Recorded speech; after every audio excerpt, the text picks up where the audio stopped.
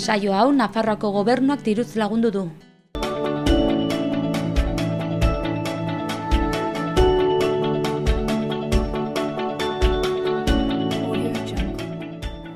Kaixo ikustentzule eta ongetorri maiatzaren 24ko saio berri honetara. Osteguna da eta ostegunero egiten dugun moduan parlamentuan egon gara, gai ezberdinei buruz galdetzen diegu parlamentariei, normalean pilpilean dauden gaien inguruan, eta aste honetan tokatu den gaia, orain antolatu den euskararen kontrako karabana linguistiko hori mahai gainean dago eta horri buruz galdetu diegu. Gero ikusiko ditugu zeintzuk izan diren haien erantzunak. Ondoren gaur Iruñerriko hotxetan, atzo Pizpirinaren goiz osasungarriak ikuskizuna umeei zuzendutakoa Zitadelan jostaketan zikloari hasiera eman zion, maiatzean eta ekainean zehar jarraipena izango duenak, ziklo hau aurrentzako izango da, eta esan bezala atzokoa lehendabizikoa izan zen. Eta gero pixkatxo bat ikusteko aukera izango duzue. Ondoren elkarrizketa bat izango dugu gaur bakarra. Ander Zudaire etorriko da Hortzadar Euskal Folklore taldetik, maiatzaren 26an aste honetan Gaiarrean Zokian ikuskizuna eskainiko dutelako Altsasuko momotxorroekin eta Bustintxuriko erraldoiekin batera. Ekitaldi solidarioa izango da eta gero Anderrek xehetasun guztiak emango dizkigu. Eta saioa bukatzeko gaur musika on izango dugu. Askotan aipatu egin dugu aurten 78ko San Ferminen urteurrena dela eta horregatik ekintza ezberdinak antolatzen ari dira. Horien artean, aste honetan Kondestable Jauregian bertso saio bat izan zen eta botatako bertso horiek gaiaren ingurukoak izan ziren eta gero musika honen izango ditugu. Orain has gaitezen gaurko efemerideekin.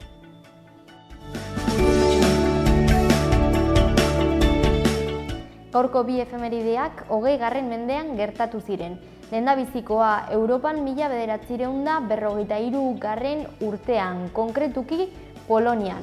Mengele sendagile gazte bat, Auschwitz kontzentrazio esparruan lan egiten hasi zen. Mengele ezaguna da gizakiekin egindako esperimentu krudelengatik. Hurrengo hamarkadan, 50ko hamarkadan, 1956 urtean, Suitzako Lugano hirian, Eurovision abesti lehiaketaren lehendabiziko edizioa ospatu zen.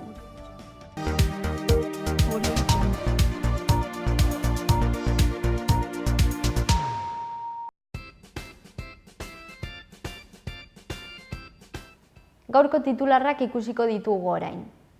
Belateko tunelen itxieraz solastu dira Nafarroako parlamentuko lan saioan. Galarekiko ezadostasuna nabarmena da. Nafarroako urrezko domina herritarren partaidetza prozesu baten bitartez emango da. Balio demokratikoak, guztien ongizatearen sustapena eta bultzada, emakume eta gizonen arteko berdintasunari buruzko irizpideak eta jokabide eredugarriak aintzakotzat hartuko dira. Bestalde, epaitegiek hartzapezpikutzak burutu nahi duen etxe kaleratzea atzeratu dute. Hipotekek kalteturiko plataformak forma arazo batek tramitea atzeratu egin duela adierazi du. Euskal Erkidegoan zenbait gazten kontsumoarekin lotura duten bi infekzio toxikoen kasuak direla eta bi motatako gaztak merkatutik baztertzeko eskaera egin du Nafarroako Lan eta Osasun Publiko Institutuak. Iruñeko liburu azokaren 17. edizioa izanen da maiatzaren 25-etik ekainaren 3 arte. Hau da, ostiralean bihar, hasi eta heldu den igandera arte Gazteluko plazan.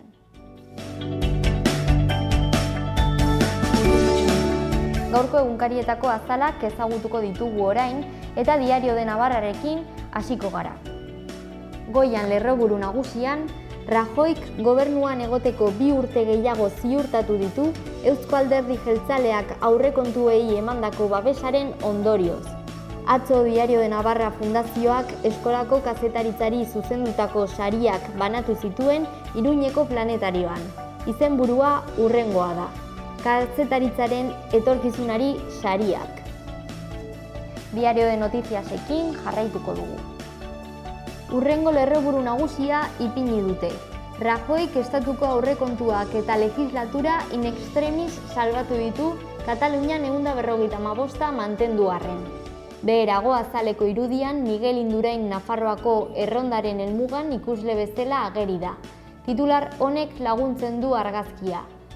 Tuteran berriro ere. Gara egunkariarekin gaztelerazko komunikabideen edo egunkarien azalak ikusiz bukatuko dugu. Azalaren erdialdean lerroburu hau nabarmentzen da. Eusko Alderdi Jeltzaleak erabakitzeko eskubidearen aldeko botoa eman du goizean eta arratsaldean 155aren PPa babesten du. Azaleko irudiak berri horri egiten dio erreferentzia. Ezkerrean Aitor Esteban ageri da orain dela urte bat estatuko aurrekontu orokorren eztabaida bat eta gero. Eskuinean Joseba Egibar atzo Gasteizen ikusi daiteke begizta horiarekin arropan. Komunikabide euskaldunei paso emango diegu orain eta berri egunkariarekin hasiko gara egunero egiten dugun moduan. Goian azaleko bi argazkiak ditugu. Goikaldean, bietan ikusi daiteke Eusko Alderdi Jeltzaleari erreferentzia egiten zaie bietan.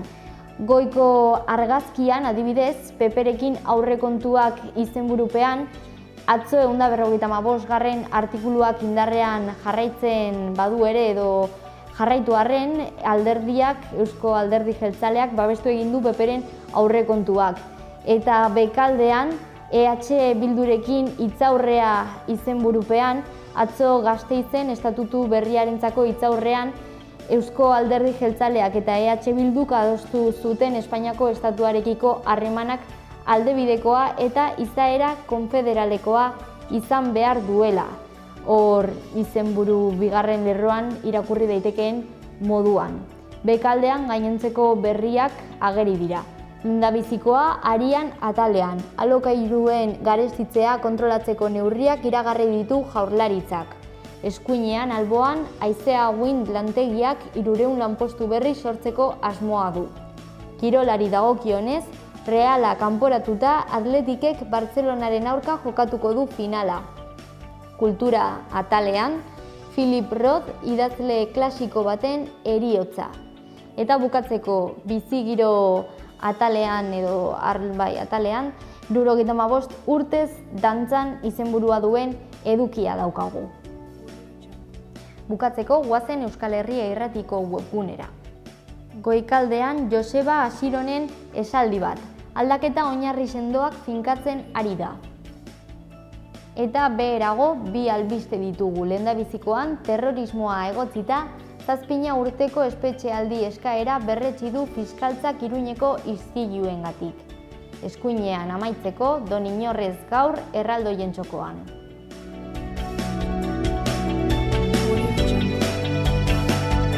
Ea zen olako agenda dugun bai gaur eta baita aste honetan ere.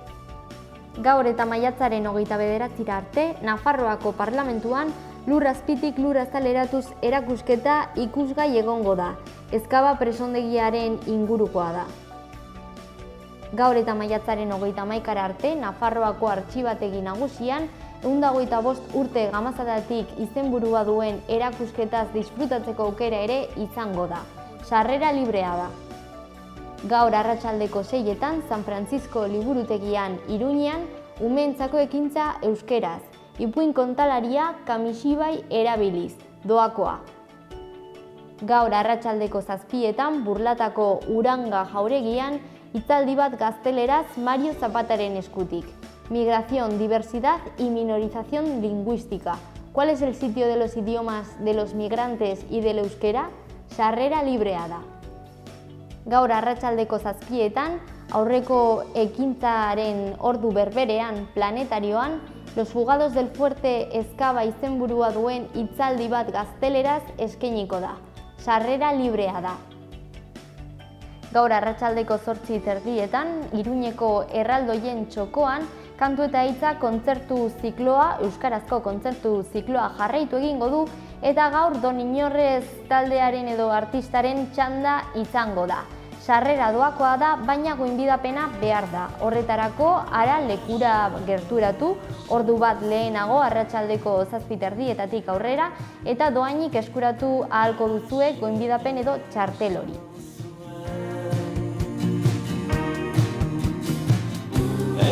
Eta bukatzeko, bihar eta larunbatean Zitadelan, bihar arratsaldeko 3:30 aurrera eta larunbatean arratsaldeko 3:00 aurrera, Iruñe Arroken bigarren edizioa ospatuko da.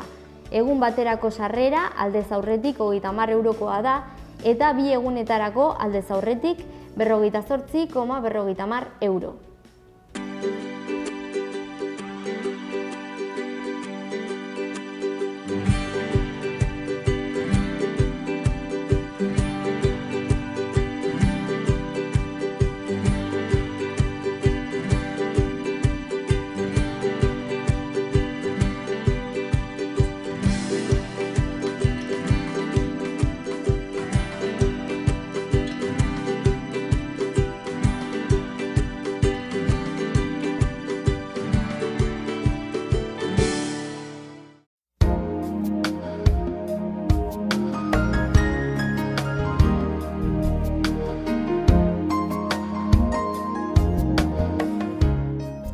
Zerua lainotxo egongo da bero lainoekin, arratsalde gau partean ekaitza joko du.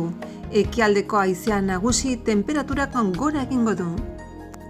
Ostiralean ostarteak goizean arratsalde gau partean lainotxoago egongo da zerua. Zaparra da trumoitxoa botako ditu, baliteke txingorra ere botatzea. Hego haizea nagusi temperaturan aldaketarik ez.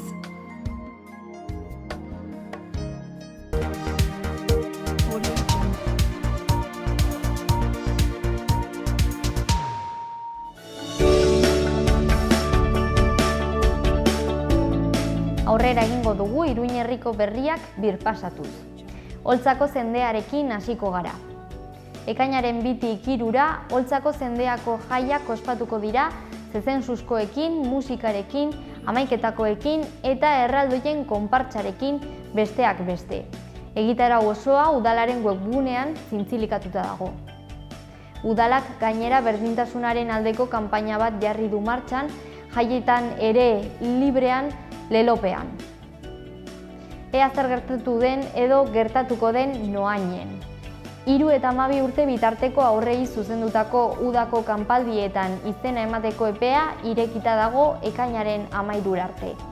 San Miguel ikastetxe publikoan egingo dira ekainaren 20tik irailaren 5 arte. Honen harira noainekin jarraituz, bihar datorren ikasturterako haur eskolan onartutak izan diren umeen matrikula gauzatzeko azken eguna izango da. Zentruan bertan burutu beharko da, beharrezkoak diren dokumentuak eramanez.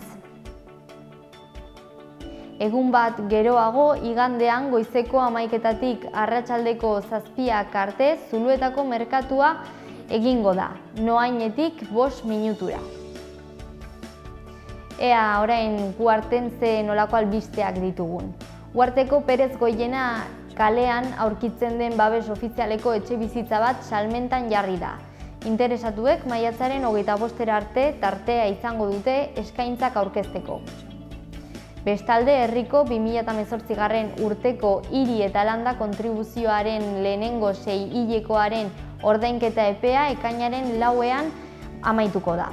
Data hori eta gero, kobratzea premiamendu bidetik burutuko da. Bukatzeko, Uarteko haur eskolan onartuak izan diren haurrak edo umeak matrikulatzeko epea bihar maiatzaren 25ean itxiko da. Onartuen zerrenda udalaren webgunean zintzilikatuta dago, nahi duenak ikus dezan. Iruñeko albisteekin amaituko dugu. Larunbatean, Mendillorriko hainbat gazte, ume eta familia auzoko haur eskolako paretak apaintzeko martxan jarri den grafiti proiektuaren edo ekimenaren bukaeran hartuko dute parte. Egun osoko jarduera izango da.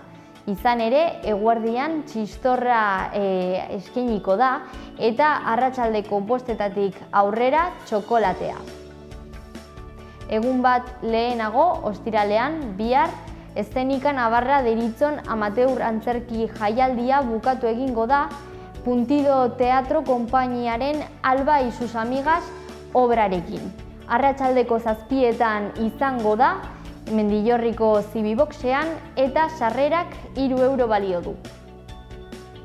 Iruñeko udalak diru laguntzak eskaintzen ditu hiriko Iruñeko ikastetxeetarako materiala erosteko.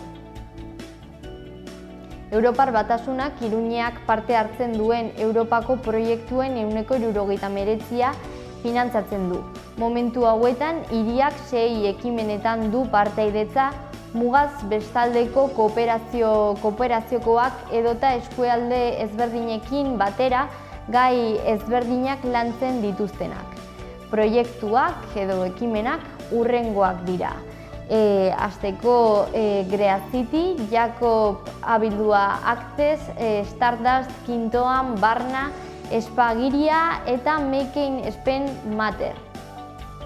Bertako gobernu batzordeak Edurne Egino zinegotziari txostena irekitzearen alde egiten du arau hauste bat dela eta.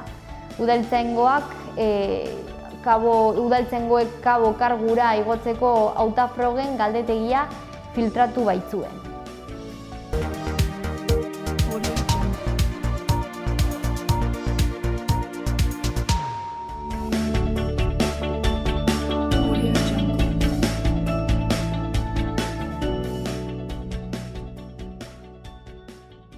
Aste honetan ere parlamentuan egon gara eta eraman dugun gaian euskararen kontrako karabana linguistikoa da. Hauek dira parlamentarien erantzunak.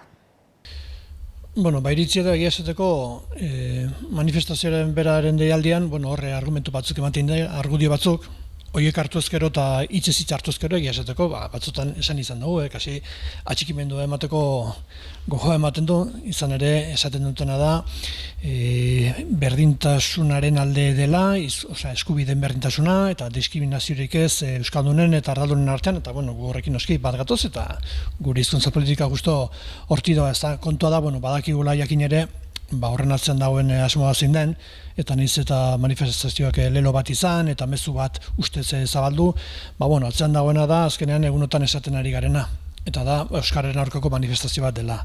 Ez zait iruditzen, manifestazio hortara joango diren guztiak euskararen kontra daudenik, eta inondik ere ez, segurazki jende batek behar bada beste uste batekin hartuko du arraioteko eskubidea, baina antolatzaile aldetik eta bereziki babesa eman dioten alderdi politikoen aldetik, badakigu zein den atzean dagoen asmoa, gobernuei gatzean noski, hizkuntza politika galaraztea, eta azkenean, eta zoritxarrez, ikusten ari gara, horixe, binda berriz esan duguna, euskararen aurkako manifestazio bat dela, egin egingo dute, gukin hori ez dugu gatuko, manifestazio bat egiteko eskubidea, baina bai eskartuko genuke, gutxienez atzen dagoena zer den argiago esatea eta zibiltzea olako mezu faltsu bat edo zabaltzen. Zemugutan egin egingo da, baina horren aurrean ere guk esan behar dugu, bestuko dugula berriz ere hizkuntza politika ausar bat egiteko erabakia, hori eskatuko dugu gobernari, eta uste dugu horren aurrean egin behar dena dela intzuzen ere, bide hortatik jarraitu. Berriro ere ikusten ari gara nola PPek, UPN eta PSN-eren laguntzarekin ere ari diren euskara arma politiko moduan erabiltzen, inposazioaz hitz egiten haiek izan direnean, haien hizkuntza politikoekin inposaketa esarri izan dutenek, hau da euskara ezin da ikasi, ez da ezin dugu euskaraz bizi, ez? Eta orduan, honek gure iritziz egiten duena da, azken finean proiektu politiko eza izkutatu, eta kriston arduragabekeri hutsa da, azken finean euskarak batu egiten gaituelako, euskara guztien hizkuntza delako, eta egin beharko genukena da guztioi, hiritar guztioi berdin eta nun bizi den aukera berdinak eskaini. Eta hori egin ahal izateko sonifikazioa gainditu beharko litzateke, sonifikazioak eskaintzen ditu modulazio ezberdinak, hau da egoeraren arabera baliabide batzuk edo gehiago edo gutxiago eskaini, eta batzuk esate dutenaren kontra, hau da, errealitate linguistikoaren arabera beharrezkoa ez dela baliabideak eskaintzea diotenen aurrean, guk esaten dugu diskriminazio positiboa behar dela, eta beraz, bertan baliabide gehiago eskaini jendeak oinarrizko ezagutza batzuk izan ahal izateko, guztiok euskeraz bizi eta komunikatu ahal izateko alaitasunez, normaltasunez, eta hau arma politiko gisa ez erabiltzearren. Beltran Anderea berriki esan zuen, bere haien aldetik egin behar zutela karabana linguistikoa azaltzeko gure herritarrei zer ari den Nafarroko gobernuak egiten arlo honetan. Ze iduritzen zaigu guri geroa baire, gure lotxamangarria iduritzen zaitola ibiltzea. Batez ere lotxamangarria. Eta, zer esan nahi du? Gure Beltran Anderea, ez duela ezagutzen Nafarroaren errealitatea, ez duela ezagutu nahi, ez duela ez dara guretako errespetatzen, eta, orain dela, eta berriki errana, gure Koldo Martinezek, bera, hasi da bere Nafarroan, bere beltranizazio horrekin, eta hau da, ekimen bat horren inguruan, edo honen inguruan. Esateko euskararen egoera Nafarroan, segun ze ingururi begiratzen digun, oso ezberdina da, ez da, Nafarroan oso realitate ezberdin daude. Toki batzutan osasuntsu dago euskara, bizitasun handi xamarrarekin, beste batzutan oso ahul, eta horre aldea handia daude, ez da. Baina Nafarroa herrialde osoa hartuta, segurazki esan beharko da, ala denez, egoera nahiko delikatu daukala euskarak, eta berezikinik esan nuke, ez daukala bere etorkizuna bermatuta. Eta horrek eskatzen du, hain zuzen ere, hizkuntza politika ausart bat egitea, eta euskaren aldeko urratxe sendoak egitea. Beraz, nik uste laburtzeko lasan ditekela, egoera kaskarra dauka, hizkuntza gutxitua da, gutxingo baten hizkuntza, eta etorkizuna bermatu gabe, horrek eskatzen digu, baina, edo modutan, ikusten dugula atzerakada historiko bat gelditu zen, aurrerakagoaz gutxienez esparru batzutan, baina poliki. Eta guk uste dugu honek beharko lukela bizkortzeko ahalegin handi bat, eta horrek eskatzen du noski bai instituzioak eta bai gizarteak berak apustu hori egitea, eta guintzatu horretan gaude. Euskarak egun duen egoera oso tamalgarria da, azken finean, ikusten ari galerako nola baita eremu euskaldunean ere ez diren oinarrizko eskubideak bermatzen.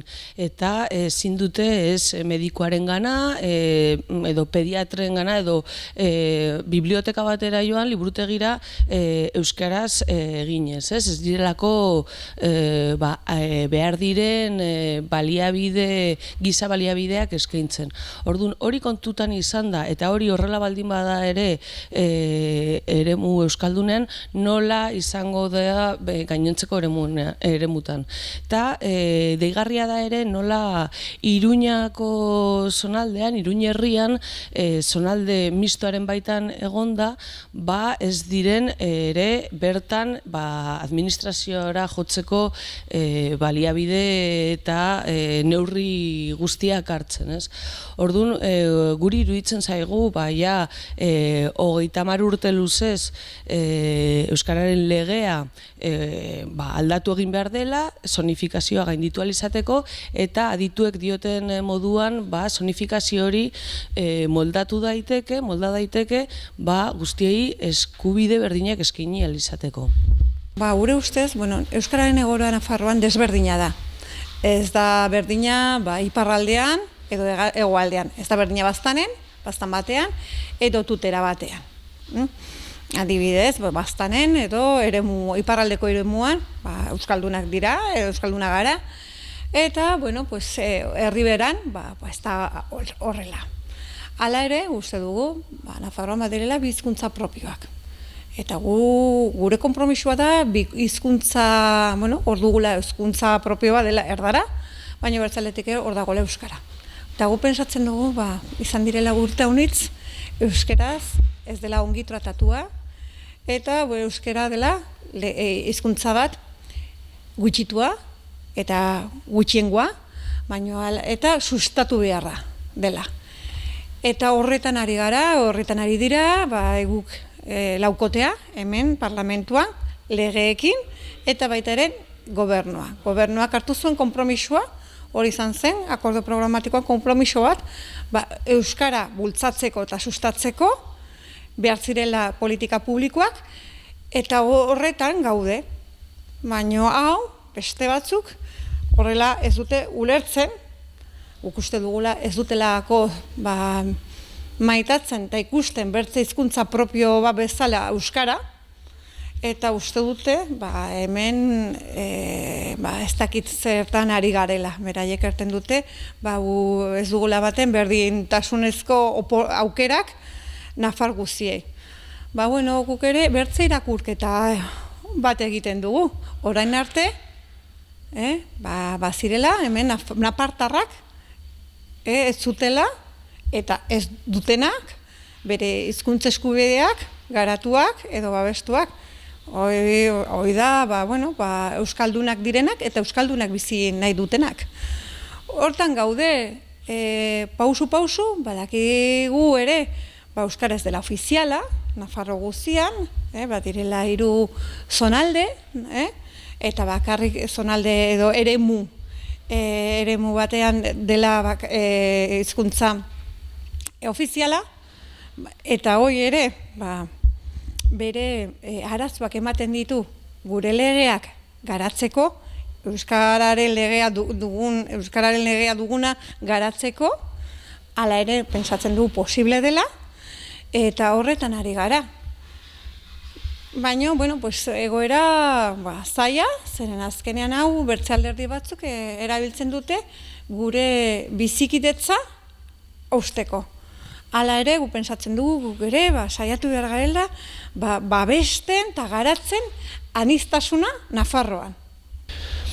Azteko esan behar da, Nafarroa eta Euskal Herriko gainontzeko lurralde batzuk elkartzeko aspirazio hori, gauza legitimoa dela, ez da bidezkoa da, eta nik uste, indar politiko batzuk bentsat, horrekin bat gatoz, hori neko nuke, gure herriarentzat bat egitea. Baina, esatea Euskararen aldeko politikak eta hori guztia, hori bultzatzeko zera bat edo politikoa dela, ez dut uste zuzena denik, nik uste Euskararen alde egiteko motivazio asko daudela, hori ere esan izan dugu, oso ezberdinak, haiek ere izan ditzakete, horreko motivazioak ez da, esaten duten neurrian Euskara bertako hizkuntza dela, badute hor motibo bat edo arrazoi bat Euskararen alde egiteko, hor nik uste gauzak bere zeatik kontestutik ateratzea dela, bizkat haien igatzeko erabaki politiko horretan zentzua daukana, ez da, baina nik esan nuke ez.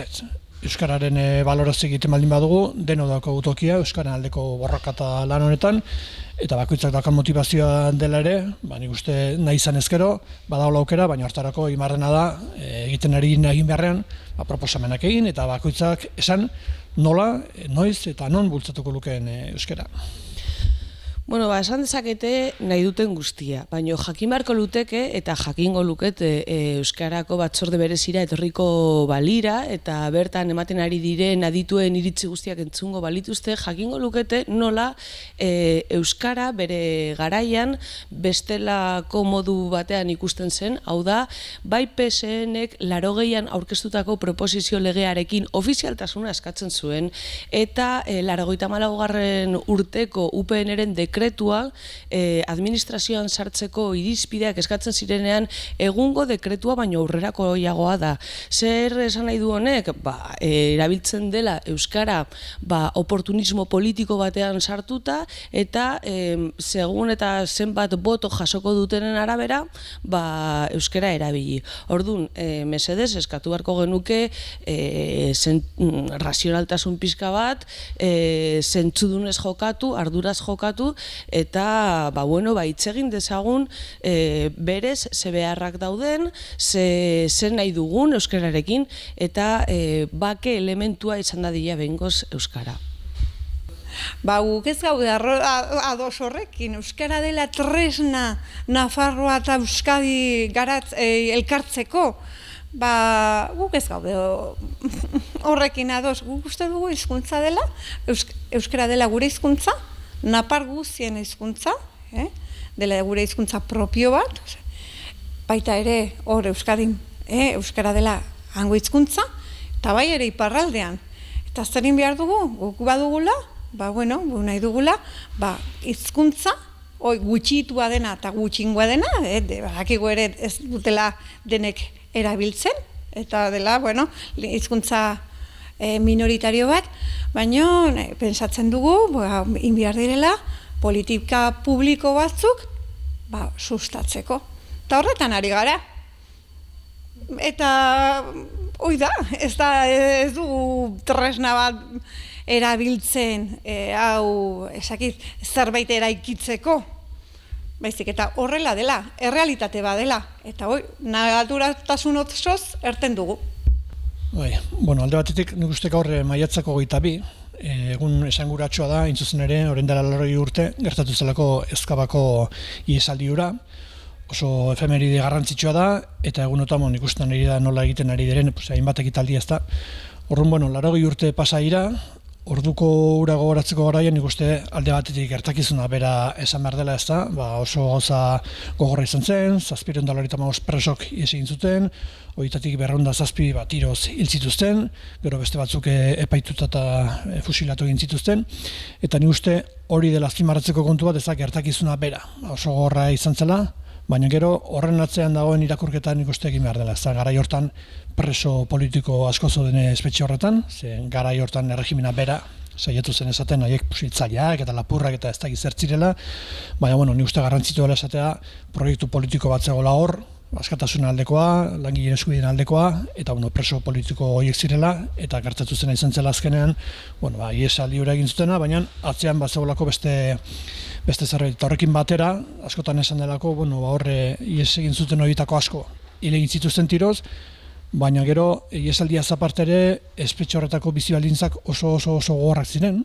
eta horrek ekarri zuen, 200 baino 300 da piko ere izatea bertan hil zirena, gaitzengatik eta bizi baldintza gogor horiengatik. Orduan nik uste dena gogoratu behar dela, eta berezik izan behar dela, 80. urte horren hontan, ikusten dela urte askoan hontaz ezin izan dela behar den bezala hitz egin, eta honen berriz badagoela gutxinez ahalegin bat gizarteak berak egin duena, eta kasu honetan instituzioen babesarekin azkeneko urteotan, hori guztia berreskuratzen ari dena, eta egia, justizia, reparazioa, horren alde ez da, uste dut lan polita egiten ari dela, eta gaurko eguna aprobetxatu beharko da lan hori goraipatzeko eta pentsatzeko hortik jarraitu behar dela. Orain ikusiko dugu berriro ere nola PNV-ek estatuko gobernuko aurrekontuak onartuko dituen, eta orain arte ezetz zela esan izan duen arren, 155. artikuloa abian zegoen bitartean, orain badirudi ez dakitzen negoziazioen truke eta ze privilegioen truke, berriro ere izango direla erregimenaren sustengu. Ikusten ari gara nola batzutan PNV aurrekontuentzat den, edo bestetan PSOek gobernuko presidente Rajoy izendatzeko. Nola erregimenak baduen abilezia hau beti mantendu alizateko. Eta gobernu honek ez luke ez da minutu bat gehiago ere gobernuan izan behar, bere egunean egin izan zituen murrizketa sozial guztiak ikusita, eta egun murrizketa demokratikoak ikusita. Zen Katalunian dagoen egoera, nola esarri izan duten blokeo instituzionala 155. artikuloa abian jarriz, baino erreferendum legal bat egin nahi izan gabe, demokratikoki arazoak konpondu gabe, baino bestalde ere ikusten ari gara nora Altsasuko gazten egoera zenbateraino grabea den, baita raperoak gartzelaratzen ari diren, benetan egoera hau ezin da jasan, eta hiritarron aldetik presionatu beharko genuke nola ez batzuen aldetik, ez besten aldetik ezin den erregimen hau haratago mantendu. Eta guk Nafarroan ere egin beharko genuke hausnarketa bat zentzu horretan, zen azken finean egia da geroa bai alderdi zabalagoa dela, baino askotan nola PNV-ek ere erabaki garrantzitsuenak hartzen dituen. Eta guari gara azken finean gobernu hau sustengatzen, eta horren aurrean urrengo aldaketari begira hausnarketa sakona egin beharko genukean zenbateraino nahi dugun halako alderdi batek Nafarroako politikoak zuzentzea. Bueno, egunotan, prentsan da, edabidetan ateratzen ari da, EH Bilduk proposamen bat egin du, intzuzen ere, legean aldaketa bat egiteko, eta euskaldunak diskriminatuta izateko arrazoi bat legetik izabatzeko. Alegia, badago arau bat esaten duena, euskararen ezagutzagatik lanpostu bat eskuratu duen horrek, ezin duela gero aukerarik izan, beste lanpostu batutara aurkezteko. Horren guri behintzat hori diskriminazio latza iruditzen zaigu, horrek ez duka zenturik ez da, pertsona batek baldintza guztia betetzen baldin baitu lanpostu batera aurkezteko bere lankideek bezala, ze arrazoi hon daiteke hori galerazteko. Bueno, gezurra bat dirudire, hori lege batean araututa do, eta guk egin dugu entzuzene proposamen bat hori aldatzeko, eta aukera emateko euskaldunari ere, beste baldintza berdinetan aurkezteko beste lanpostu deialdi batzutara. Bueno, horrek nonbait sortu duelako reakzio bat ez da, hori ere ikaragarria iruditzen zaie, eta intzuzen ere, manifestazioa ez da aritu garen egunotan, hor esaten denean, manifestazioaren deialdi horretan, eskubideen berdintasuna eta diskriminaziorik ez euskaldun eta ardun artean, hori da intzuzen ere, gu bultzatu gaituena alako proposamen bat egitera. Alegia, ez adia inor diskriminatu izan, eta izan dezaten denok, eskubide berdina, lanpostu deialdi horietara, edo leku aldatzaileak egite horietan, aurkezteko. Hor dago proposamena, eta orain bakoitzak eman barko du baiezkoa edo zezkoa, eta baiezko edo zezkoa emateko arrazoiak ere, azaldu barko ditu, eta ikusiko du eztabaida horrek zer dakarren, baina nik uste berriz ere agerian gelituko dela, eskubide berdintasun hori bakoitzak nola ulertzen dugun. Bueno, ni nahi datzeta ipetu, orain dela urte bat, ez maiatzan, ekainan, hemen parlamentuan onartu genuen lege bat. Guretzako lege bat ere, importantea. Eskubideak garatzen duena eta babesten duena. Eta hau da, LGTBiko komunitatearen eskubideak babesten dituena. Pentsatzen dut ere, hau ere errandute hizkuntzaldetik eta gure herria dela, edo gure Nafarroa anitza dela, eta bai honetan ere anitza dela. Eta pentsatzen dut, hau ere, persona guztiak ongi sentitzeko gure gizartean, eta gure gizartean persona guztiak eskubide guztiak izateko, halako legea, hoi da olako lege baten helburua. Pentsatzen dut izan zela hito bat, zeren da lege bat aurrerakoia, gu guztiz ados gaude lege horrekin, eta pentsatzen dut ere harro aldarrikatu behar dugula halako legeak. Eta hoi nahi nuen gaur aipetu zuekin hemen, Xaloa Telebistarekin.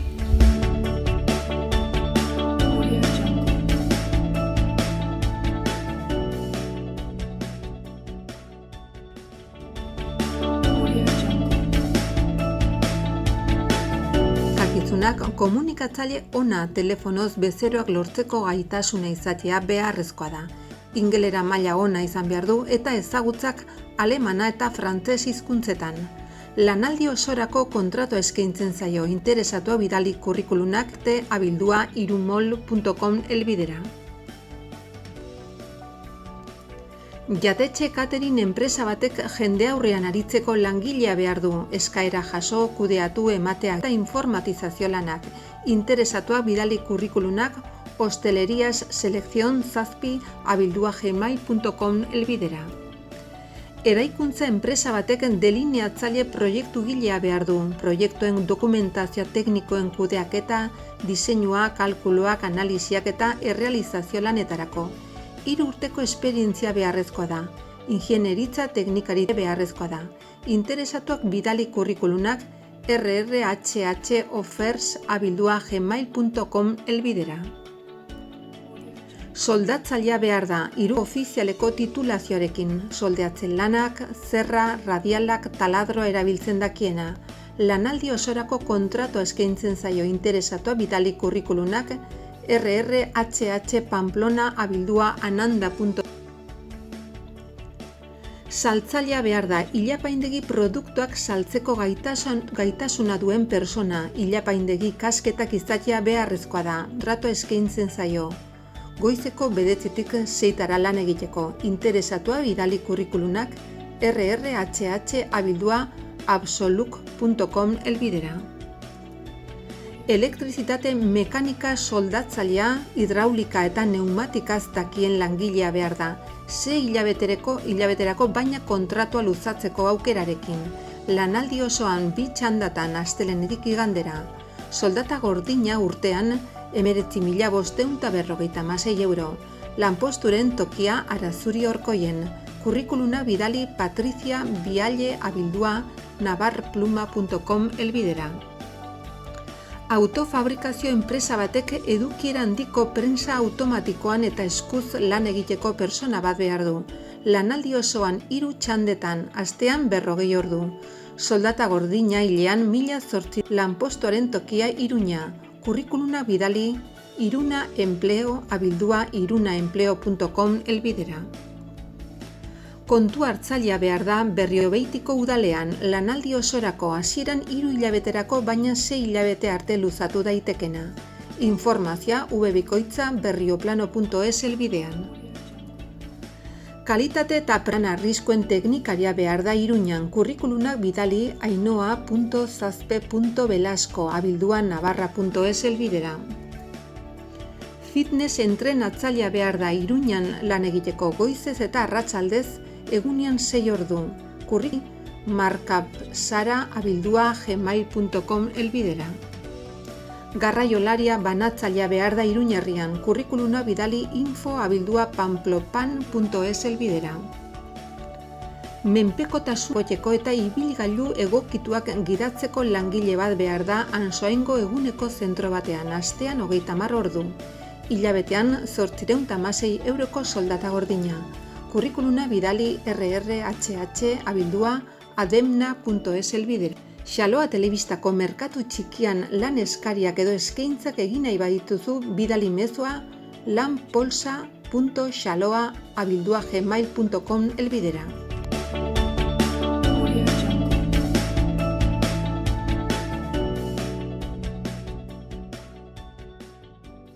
Ternera de Navarra, Nafarroko aretxea. Baserre inguruan eta 4 hilabete arte amaren esnearekin azitutako aretxeak. Goi mailako haragia, berme sanitario osokoa. Zure mailan Nafarroko aretxea Ternera de Navarra, geurea. Beti teknologi berriaren aldeko apostu eginez. Bere kalitatean efikazia areagotuz eta betiko sukalde ekonomikaren goxotasuna mantenduz, aukera handia ekonomiketan. Etxea egongela goxo eduki nahi baduzu, bizita gaitzazu, peletak, lurreko suak, erakusketa zabala, Menditxuri, Don Esteve.